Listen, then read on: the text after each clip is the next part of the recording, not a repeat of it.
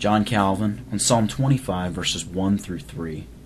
Unto Thee, O Lord, do I lift up my soul. O my God, I trust in Thee. Let me not be ashamed. Let not mine enemies triumph over me. Yea, let none that wait on Thee be ashamed. Let them be ashamed which transgress without cause. To You, O Lord, I lift up my soul.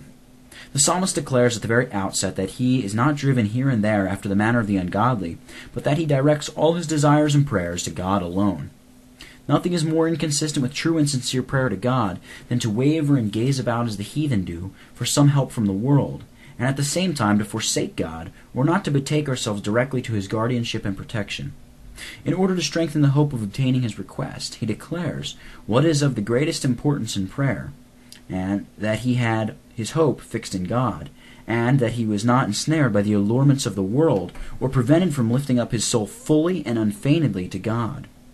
In order, therefore, that we may pray aright to God, let us be directed by this rule, not to distract our minds by various and uncertain hopes, nor to depend on worldly aid, but to yield to God the honor of lifting up our hearts to Him in sincere and earnest prayer.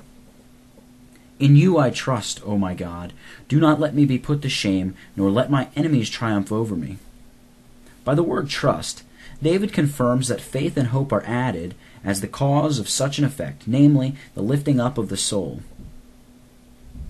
And, indeed, these are the wings by which our souls, rising above this world, are lifted up to God. David, then, was carried upwards to God with the whole desire of his heart, because, trusting to His promises, he thereby hoped for sure salvation. When he asks that God would not let him be put to shame, he offers up a prayer which is taken from the ordinary doctrine of Scripture, namely, that they who trust in God shall never be ashamed. The reason which is added is that he might not be exposed to the derision of his enemies, whose pride is no less hurtful to the feelings of the godly than it is displeasing to God.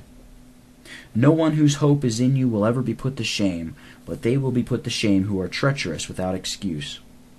David declares that when he is delivered, he will not enjoy exclusively the benefit of it, but that its fruit shall extend to all true believers, just as, on the other hand, the faith of many would be shaken if he had been forsaken by God.